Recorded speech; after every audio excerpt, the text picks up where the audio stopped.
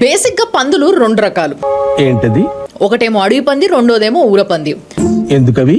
అడవి పంది అంటే మన అందరికి తెలుసు, అది బలానికి గుర్తు. చూసాను. రెండోది ఊర పంది, దీన్నేమో తిట్టడానికే వాడతారు జనాలు. ఏం మాట్లాడతాడు నువ్వు? ఎందుకంటే ఎందుకు ఇది మొత్తం డ్రైనేజ్ లో పడి అటు ఇటు బొర్రుతుంటది, పెంట తింటది. కరెక్ట్ గా ఇంటి ముంగట అలికి మంచి ముగ్గేయంగానే దాంట్లోకి వెళ్ళి పెంట చల్లుకుంటా పోతుంటది. ఇలాంటి పనులన్నీ చేస్తుంటది అనమాట. ఇలాంటి ఊర పందుల మంద గురించి మనం ఇప్పుడు మాట్లాడబోతున్నాం అనమాట. ఇగో లాంగ్వేజ్, బాడీ లాంగ్వేజ్ మార్చండి. మనం అసలు రౌడీలోనే తెలియకూడదు.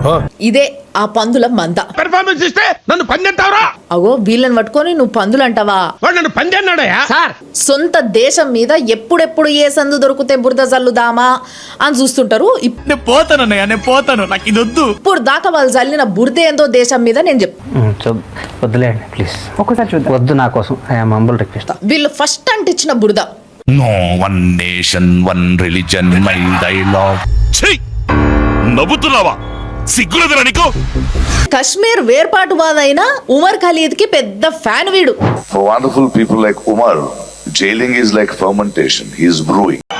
చెప్పేటివన్నీ శ్రీరంగ నీతులు, చేసేటివన్నీ దొమ్మల గుడిసెల్లోకి దొరడం. నోటికి ఇష్టం వచ్చినట్టు మాటలు మాట్లాడి పోయి ఆ జైల్లో కూర్చున్న ఆ పంది కూడా గ్యాప్ ఇవ్వరా, గ్యాప్ ఇవ్వు. కశ్మీర్ విషయంలో ఇట్లాంటి మాటలు ఏం మాట్లాడింది. కాశ్మీరీ ఫైల్స్ అని చెప్పుకోబడే ఒక దొంగ నెంబర్ని తీసుకొచ్చి బయటికి ఇంతమంది చనిపోయారని చెప్తే మన వీడియోలో కూడా చెప్తాం. పంది నేను మళ్ళా కూడా చెప్తున్నా, వాణ్ణి పంది అనే కాదు, ఏ విధంగా తిట్టనీకైనా నేను ఎప్పుడైనా రెడీగా ఉంటా. భారత్ ని ముక్కలు చేయాలి అనే ఆలోచన డైరెక్ట్ గా ఉన్నా, ఇండైరెక్ట్ గా ఉండి దాన్ని ప్రదర్శించినా కూడా నేను ఇదే విధంగా విమర్శిస్తా.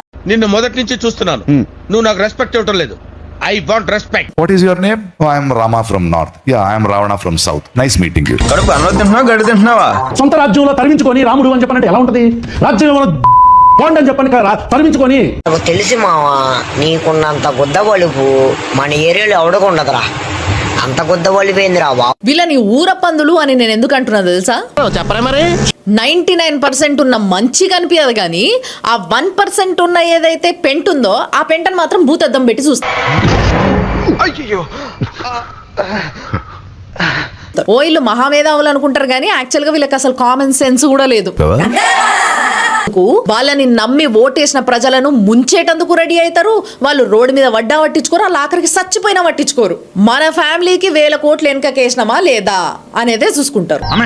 వాడంతా మనలే కదా. ఏంటి డౌటా? అసలు రావణ్కి వైసీపీకి ఏం సంబంధం? కత్తికి బొచ్చుకి ఉన్న సంబంధం. వాళ్ళు పెద్దిరెడ్డి రామచంద్రారెడ్డి గారు మళ్ళీ కొడాలి నాని గారితో చెప్పించారు. మీ బతుకులు చెడా, బతుకులా. రావణ్ మాకు సంబంధం లేదు, రావణ్ ఎవరో, రావణ్ టీడీపీ మనిషి అంటున్నారు. సరుకు లేదు, సంగతి లేదు, సబ్జెక్టు లేదు, ఆబ్జెక్టు లేదు. ఆ టీడీపీ మనిషి టీడీపీ అరెస్ట్ చేస్తే మీకెందుకు బాధ? ప్రశ్నించాల్సిన వాడే ప్రశ్నించకుండా ప్రశ్నగా మారితే అతన్నే నమ్ముకున్న వారి పరిస్థితి ఏంటన్న ప్రశ్న ఉత్పన్నమవుతుంది. ప్రశ్నిస్తానన్న వాడు ప్రశ్నగా మిగులుతాడు, అతన్ని నమ్ముకున్న వారి భవిష్యత్తు ప్రశ్నార్థకం అవుతుంది. నువ్వు ఎలా చెప్పావు తెలుసా? ఆకిస్ పాక్, పాకిస్ ఆక్, సో ఆక్ పాక్ కరేపాకులే చెప్పావు. అందుకే అతనికి ప్రశ్నించే గొంతు వినిపిస్తే కోపం, ప్రశ్నించే కలం కనిపిస్తే అసహనం, ప్రశ్నించే కళ్ళను చూస్తే భయం. మీరు ప్రశ్నిస్తారు, మీరెందుకు తిట్టరు మరి? నా కొడకల్లారా అని, నోట్లో ఏం పెట్టుకున్నావని, లేకపోతే ఇంకోటి మీరెందుకు తిట్టరండి? ఓహో, వాళ్ళెవరు అంటమైంది, నేను తిట్టరండి. ఇది భలే ఉంది అబ్బా.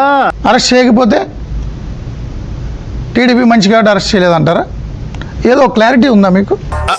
అంటే అది మనశ్శాంతి, మసాలా వడ, మసాలా దోశ, కొబ్బరి చట్నీతో తింటే భలేగా ఉంటుంది.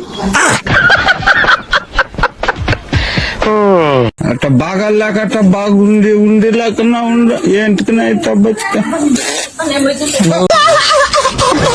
అనేక రకాలైనటువంటి పదవుల్లో ఉన్నటువంటి వ్యక్తులే అంతకన్నా ఇంకా భయంకరమైనటువంటి భాషలో మాట్లాడినటువంటి పరిస్థితి ఉంది. కరెక్ట్, ఇది కరెక్ట్ గా చెప్పావయ్యా.